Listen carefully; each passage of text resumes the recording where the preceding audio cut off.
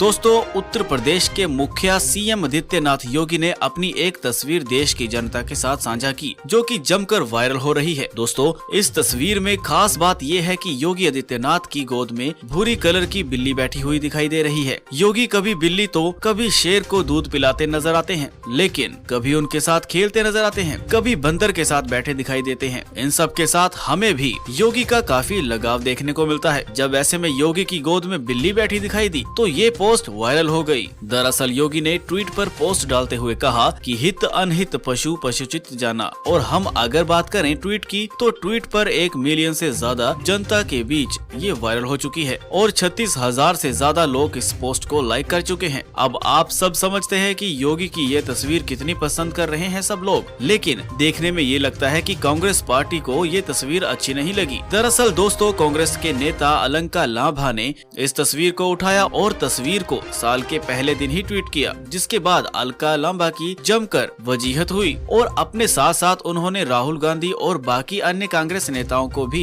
वजीहत करवा दिया। दरअसल दोस्तों, अलका लांबा ने इस तस्वीर के साथ साथ पंडित नेहरू और इंदिरा गांधी की भी तस्वीर ट्वीट पर साझा की और देश के प्रधानमंत्री मोदी की भी तस्वीर साझा की, जिसमें पिंजरे में कैद शेर की तस्वीर लेते हुए नजर आ रहे हैं। और वहीं दूसरी ओर एक पुरानी तस्वीर में इंदिरा गांधी शेर को सहलाते हुए नजर आ रही है और पंडित जवाहरलाल नेहरू शेर के साथ खेलते हुए दिखाई दे रहे हैं। अलका लांबा ने इन तस्वीरों को एक साथ इकट्ठा करके ट्वीट किया। कोई शेर पालता है, किसी को शेर से डर लगता है, कोई बिल्लियों से काम चला लेता है। Happy new year 2023। अब इस पोस्ट के बाद ही देश की जनता ने जमकर इनकी लताड़ लगाई। दरअसल एक यूजर ने लिखा, नहीं अलका जी, ये देखने वालों का अंदाज भी है। और योगी आदित्यनाथ की शेर को दूध पिलाते हुए पोस्ट शेयर की और इसके साथ ही सीएम योगी की बंदर के साथ फोटोज पोस्ट की। उसके बाद एक यूजर अनुज कुमार वाजपेयी ने अलका को रिप्लाई करते हुए लिखा, अलका भाभी जो बिल्ली लेकर बैठा है वो खुद शेर है। इसके साथ ही राहुल गांधी की तस्वीर साझा की, जिसमें वो कुत्ते के साथ बैठे नजर आते हैं। और इस तस्वीर पर एक यूजर ने लिखा, कोई अपने नाम का कुत्ता पालता है। इसके बाद सीएम योगी की कई तस्वीर सोशल मीडिया पर देखने को मिल रही है, जिसमें वो कभी शेर को, कभी तेंदुओं को, तो कभी चीते को दूध पिलाते हुए नजर आ रहे हैं।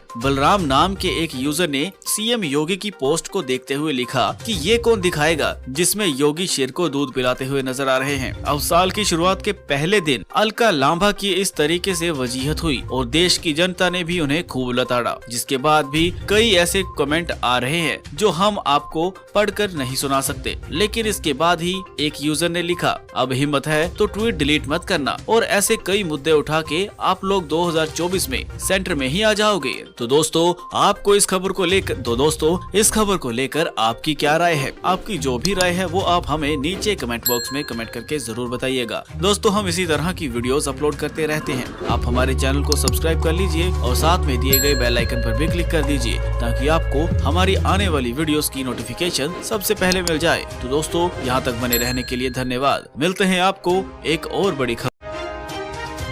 दोस्तों, इस वक्त की सबसे जरूरी खबर ये है कि आपको बता दें कि भारत देश के प्रधानमंत्री श्री नरेंद्र मोदी के भाई प्रहलाद मोदी का एक्सीडेंट हो गया है। बताया जा रहा है कि मैसूर के पास ये दुर्घटना हुई। प्रहलाद मोदी अपने सभी परिवार के साथ बांदीपुर से मैसूर की ओर जा रहे थे कि अचानक तभी प्रहलाद मोदी का अपने परिवार समेत इस हादसे का शिकार बन गया। हालांकि राहत की बात यह है कि सिर्फ उनको मामूली चोटें हैं और इलाज के लिए उनको मैसूर के पास के अस्पताल में दाखिल करवाया गया है। मैसूर अस्पताल के डॉक्टर ने बताया है कि कोई घबराने वाली बात नहीं है। साथ ही पुलिस ने ये भी जानकारी देते हुए कहा कि चोटें ज्यादा गंभीर नहीं है। जितने भी गाड़ी में लोग मौजूद थे सबके सब सुरक्षित और मामूली चोटें आई हैं। न्यूज एजेंसी पीटीआई ने भी इस खबर की पुष्टि की है और बताया है कि प्रहलाद मोदी ने अपनी फैमिली, पत्नी, बेटे, बहू और पोते के साथ मर्सिडीज बेंज कार में बांदीपुरा जा रहे थे। तभी दोपहर के करीब 2 बजे डिवाइडर से प्रहलाद मोदी की गाड़ी जा टकराई। हालांकि उनकी गाड़ी को आगे की ओर से काफी भारी नुकसान हुआ है, लेकिन राहत की बात तो ये है कि प्रहलाद मोदी समेत उनका परिवार सब के सब बच गए। सब कुशल और ठीक ठाक हैं। गाड़ी को छोड़कर किसी की जान नहीं गई है और कोई ज्यादा हानि नहीं हुई है। सोशल मीडिया पर ट्वीट पर कई सारी तस्वीरें और वीडियोस वायरल हो रही हैं, जिसे देखकर आप सब अंदाजा लगा सकते हैं कि ये हादसा कितना भीषण रहा होगा। गाड़ी के अगले हिस्से को नुकसान पहुंचा है। हादसे के बाद गाड़ी को बुलडोजर की सहायता से यहां से ले जाया गया। पीटीआई के सूत्रों ने बताया कि मैसूर की पुलिस ने घटनास्थल और अस्पताल का दौरा भी किया है। आपको बताते चलें कि दामोदर दास मूलचंद और उनकी पत्नी हीराबेन के 6 बच्चे थे, जिनमें से चौथे नंबर के प्रहलाद मोदी हैं। Prahlad Modi all India fair price dealers federation के उप अध्यक्ष भी हैं। दोस्तों, आपकी इस खबर को लेकर क्या राय है? दोस्तों, हम इसी तरह की वीडियोस अपलोड करते रहते हैं। आप हमारे चैनल को सब्सक्राइब कर लीजिए और साथ में बेल आइकन भी प्रेस कर दीजिए ताकि हमारी वीडियो की नोटिफिकेशन आप तक जल्द से जल्द पहुंचे। यहाँ तक बने रहने के लिए धन्यवाद। मिलते हैं आपको एक और बड़ी खबर के साथ। यूएन में रो रहा चीन,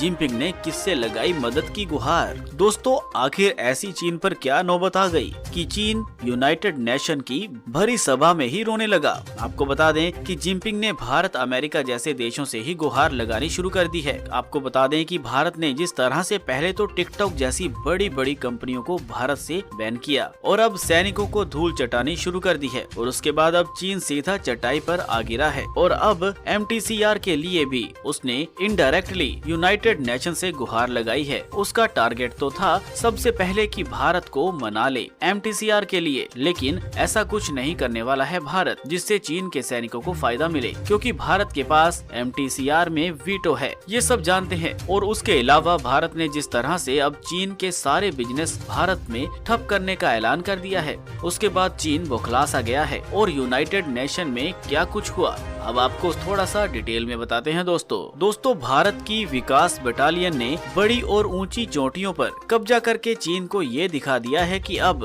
कि हम इंतजार नहीं करेंगे कि तुम हमला करो और हम बचाव करेंगे, बल्कि जो डर तुम बाकी दुनिया के देशों में डालते हो, उसी डर का एहसास अब तुम खुद के लिए भी करोगे। और इसी वजह से जिनपिंग के अंदर और साथ ही चीनी सेना के अंदर डर सा समा गया है। वही अंतर्राष्ट्रीय मीडिया जो पहले कभी ऐसा लिखा करती थी कि चीन तो दरवाजे पर आ गया है, चीन भारत को एक सबक सिखा देगा या चीन भारत को सबक सिखाने के लिए आया है, वही अंतर्राष्ट्रीय मीडिया अब ये लिख रही है कि भारतीय सेना ने 4 किलोमीटर अंदर तक चीन में कब्जा कर लिया है। वैसे देखा जाए तो अमेरिका अपने बॉम्बर्स भेज देता है, चीन अपनी वीडियो जारी कर देता है और जापान तो अभी तैयारी कर रहा है, लेकिन भारत ही एक ऐसा देश है जो चीन के साथ सच्चे तौर पर आर्थिक तौर पर लड़ रहा है और सैन्य कार्रवाई पर भी लड़ रहा है और साथ ही साथ कूटनीति तौर पर भी लड़ रहा है। और अभी तक अमेरिका के बॉम्बर्स ने कोई विमान नहीं गिराया है, सिर्फ अभी तक वो उड़ाने ही भर रहा है, लेकिन भारत ने एक्शन पर एक्शन लेना शुरू कर दिया है। दोस्तों, जिनपिंग के अंदर का डर इस बार संयुक्त राष्ट्र संघ में दिखा। बात दरअसल ये है कि हाल ही में संयुक्त राष्ट्र संघ की सभा को संबोधित किया PM मोदी और शी जिनपिंग ने भी।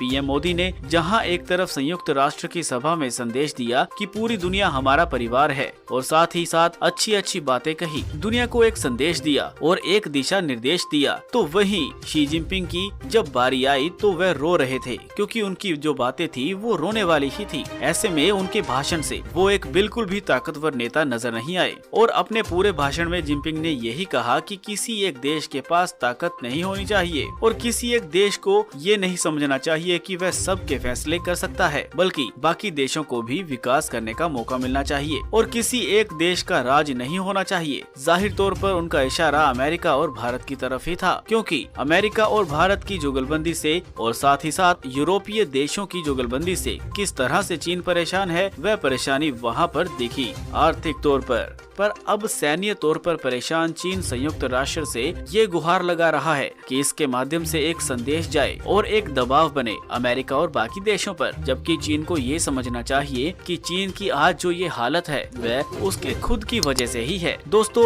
MTCR पूरा टारगेट था चीन का, इसीलिए चीन बोल रहा है कि उसकी आंखों में आंसू आए ताकि उसे भारत MTCR दिला दे, इसीलिए चीन ने अमेरिका के सामने ये सब बोला। तो दोस्तों, ऐसे में इस खबर पर आपकी क्या राय है? आप हमें अपनी राय कमेंट करके जरूर बताएं।